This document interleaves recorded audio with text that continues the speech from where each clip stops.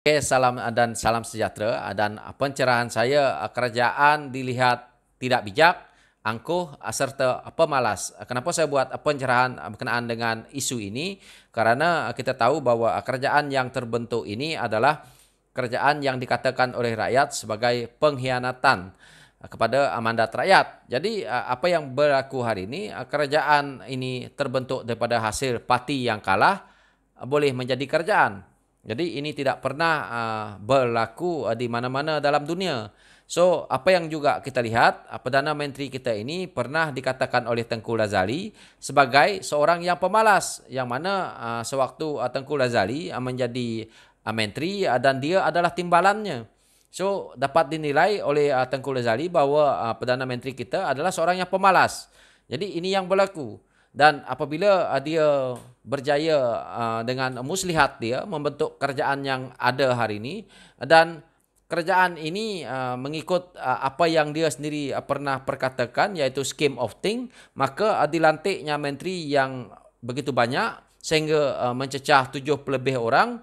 Dan apa yang berlaku, menteri yang dilantik ini tidak mempunyai kualiti. Itulah saya katakan menteri ini seolah-olah dilihat oleh rakyat sebagai menteri yang makan gaji buta, serta boleh dikatakan juga pemalas kerana tidak menjalankan kerja.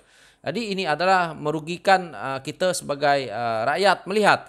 Serta kita tahu juga bahawa duta khas bertaraf menteri yang dilantik tidak menjalankan kerja kerana duta khas bertaraf menteri Timur Tengah, kita juga mempunyai duta. Kenapa tidak menggunakan duta kita yang ada? Dan kita tahu juga kita ada menteri luar. Di sini kita tahu bahawa apabila kamu sudah melantikkan seorang duta khas bertaraf menteri ini, dia akan menggunakan keistimewaan yang mana taraf menteri. So di sini kita juga kerugian di sini. So apa yang berlaku ini kita lihat bahawa kerajaan ini tidak bijak, dan ini adalah sesuatu yang rugi kepada kita rakyat kerana sepanjang pentadbiran kerajaan ini kita akan kehilangan banyak duit, dan mereka membuat pembelian ataupun membuat anggaran yang tidak tepat, yang tidak sesuai dengan sepatutnya karena mereka tidak cukup bijak. Dan kita lihat kalau kerajaan yang ada hari ini bijak ataupun cerdik, kenapa mereka mengambil Menteri Keuangan daripada orang luar? Tidak salah, tetapi isunya apakah mereka ahli-ahli parlimen ini tidak ada yang bijak dalam keuangan? Jadi ini Perdana Menteri harus jawab. Kalau kita lihat dia ambil Tengku Zafrul untuk menjadi Menteri Keuangan, orang-orang dalam kerajaan Perikatan Nasional yang ada hari ini, orang UMNO, orang PAS, orang Bersatu sendiri pun tak ada yang bijak, ataupun Tan Sri Muhyiddin Yassin sendiri tidak mempercayai mereka. Ini adalah satu kemuskilan. Kenapa kamu ambil Tengku Zafrul, melantik dia untuk menjadi Menteri Keuangan? Saya tidak kata salah ya, tetapi kalau kita lihat bahawa di sini dah jelas bahawa kerajaan yang terbentuk ini dan menteri-menteri yang ada dilihat sebagai seolah-olah tidak bijak dan gagal oleh rakyat. Ini adalah sesuatu yang kita lihat hari ini. Dan begitu juga PAS. PAS ada dalam kerajaan yang ada hari ini. Mereka cuma pada saya dilihat sebagai penambah rasa kerana tidak ada fungsi. Apa dia fungsi pemimpin PAS yang ada dalam kerajaan yang ada hari ini? Tidak ada fungsi sama sekali. Dan yang kita tahu, pemimpin PAS hari-hari kerja dia mengkritik pihak pembangkang dan mempertikaikan manifesto pembangkang. Apa yang saya nak lihat kepada parti PAS yang ada dalam kerajaan yang ada hari ini? Dia mengkritik manifesto parti PHS yang lalu. Hari ini rata-rata yang menjadi pemimpin dalam kerajaan Perikatan Nasional ini adalah pemimpin yang daripada PHS. Dan harus ingat juga manifesto yang masih banyak digunakan dalam kerajaan yang ada hari ini adalah manifesto PHS. Jadi kenapa PAS ataupun UMNO yang juga masing-masing mempunyai manifesto mereka, kenapa mereka tidak gunakan manifesto mereka? Kenapa mereka tidak bentangkan manifesto mereka kepada Perdana Menteri yang ada hari ini? Ini adalah sesuatu yang pada saya mereka cuma mampu mengkritik tetapi tidak mampu membuat. Itulah saya kata mereka ini pemalas. Karena tidak ada fungsi mereka dalam kerajaan yang ada. Mereka cuma tahu bercakap tapi gagal melaksanakan. Teori boleh tapi praktikal tak ada. Ini yang kita lihat hari ini. Begitu juga dengan pemimpin UMNO yang kita tahu bahawa bukan pemimpin UMNO orang baru. Begitu juga dengan pemimpin Bersatu. Mereka ini adalah pernah duduk menjawat menteri sebelum ini. Kenapa bila mereka bentuk kerajaan yang ada hari ini, mereka gagal dan dilihat oleh rakyat sangat gagal hari ini. Ini adalah satu yang pada saya, daripada Perdana Menterinya sehingga kepada timbalan dan menteri-menteri tidak mempunyai fungsinya. Kita lihat hari itu, apabila mereka nak membentuk, nak menaikkan taraf timbalan menteri kepada timbalan Perdana Menteri. Apa yang berlaku? Tujuannya adalah untuk menurunkan kes COVID ataupun masalah COVID yang ada di negara kita hari ini.